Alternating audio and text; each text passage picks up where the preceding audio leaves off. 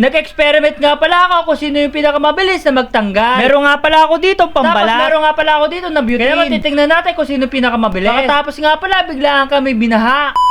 For this video nga pala ay meron nga pala akong gagawin. Nakakita ko nga pala sa labas ang lakas ng bagyo. Nakita ko nga pala dito ay malapit na naman magbaha. Ito nga pala ang update sa ating kalapate. Ginawa ko nga pala siya ng kulungan. Dito nga pala kinuha ko nga pala yung kapote. Dahil nga pala ilulusong ako. Dito nga pala isinuot ko na. Dahil sa sobrang lakas nga ulan ang bilis bumaha dito. Kamusta kayo mga katampi? Mabilis din ba sa inyo? Dito nga pala ay nakapagsuot na ako. Halos isang taon na nga pala sa akin tong kapote. Pinagmamasdan nga pala ako ng baby kalapate. Dito nga pala kinuha ko na nga pala yung bota. Tapos sinuot ko na nga pala ito. Dito nga pala yung okay na. Kaya naman lulusong na nga pala ako. Dito nga pala binuksan ko na nga pala yung mga gate. Pagkatapos ko ang buksan yung mga gate ay ipapasok ko na si Ready. Baka kasi maabutan ng baha. Baka lalo itong masira. Buti na lamang ay wala na si Tampong Kan. Hindi na nga pala ako mahihirapan. Paglipas nga pala ng ilang minuto, ang bilis nga pala tumaas. Tapos yung mga bata nga pala ay nasa labas naliligo ng ulan. Kaya naman susundan ko nga pala sila. Dito nga pala kumuha na nga pala ako na para sa cellphone. Kapote nga pala para hindi nga pala masira ito. Dito nga pala ilalabas na ako para nga pala silipin yung mga bata. Sinot ko muna yung bota para safe. Bago nga pala lahat, sinilip ko nga pala yung aking mga alaga. Yung mga manok ko nga pala ay basang-basa na din. Buti yung itik ay marunong lumangoy. Buti yung hamster ko ay okay lang naman sila dahil may bubong. Dito nga pala ilulusong na nga pala ako. Grabe nga pala yung baha dito na sobrang itim. Habang lumulusong ako dito mga katampi, medyo nahihirapan nga pala akong lumakad. Sinyalis na baha tayo na tumatanda na ako. Dito nga pala pinuwi ko na kasi Tampo. Dahil nga pala ginagawa swimming pool yung baha. Baka kasi anong sakit ang kanyang makuha. Dito nga pala nalulungkot daw siya. Dahil gusto niya daw mag-swimming. Siyempre di dito. Dito nga pala ay malapit na nga pala pumasok sa amin. Yung alaman ko nga pala ay anlidilig na din. Dito nga pala ay lumabas nga muna ako. Grabe nga pala yung baha. Umabot nga pala hanggang dulo. Kumusta kayo mga katampi? Patingin naman ako ng sa inyo.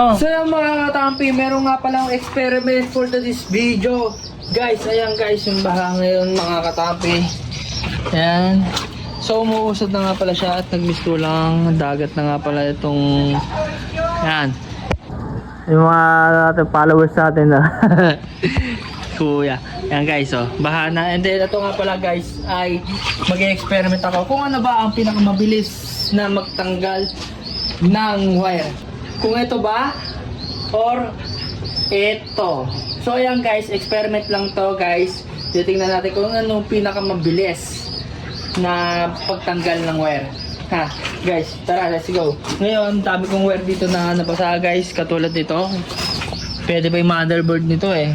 Guys, oh. Ayan guys, sobrang dami kong wire ngayon dito guys.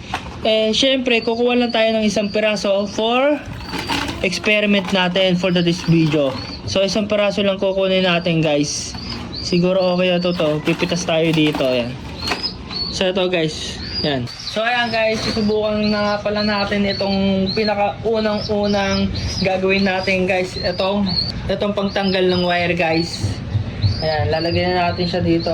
May sukat yan guys kung ano kapayat yan. Kasya yan dito guys. Ayan guys, tingnan natin kung ano yung pinakamadali at pinakamagandang gawin sa pagtatanggal ng wire guys. Ayan, katulad ito guys. So ayan guys, igagato mo lang siya and then hihilahin mo lang siya ng pataas guys, yan o. Hilahin mo lang siya ng pataas, yun o. Yun o. Diba? Medyo may puwersa. Kailangan mo ng puwersa guys. Medyo mahirap-hirap din mga katampi. Ayan. So mahirap-hirap din guys. Testingin natin, isang piraso lang guys. For experiment lang guys. Let's go, tingnan natin guys. Sisindan muna natin. Ayan guys, may ako yan ha. Ayan. So ayan guys, testingin natin kung anong pinakamabilis. Mabilis to guys. Mabilis to mga katampi. Mabilis oh. Mabilis oh. Kaso, ang problema dito, mabilis nga siya mga katampi. Problema, baho guys. Baho. Siyempre nakakasama ito sa kalusugan natin and then hindi ko po wow guys. So ayan guys, sandali lang oh. Tingnan niyo guys oh. Tanggal agad oh. Ayan oh. Sandali lang siya guys. Ayan oh. Kaso nga lang guys, ang baho. Mabaho lang siya, nakakasama siya sa kalikasan and then sa kalusugan. Ayun ang pagkakaalam ko. Pili kayo guys kung ano hindi kayo makakatampi, kung ano nyo, boto nyo. Ito, Team Puso, syempre kulay pula, and Team Like. Like and puso, mga katampi, kung ano ang pinakamadali para sa inyo mga katampi. Kaya naman hanggang dito ng istorya. Paalam.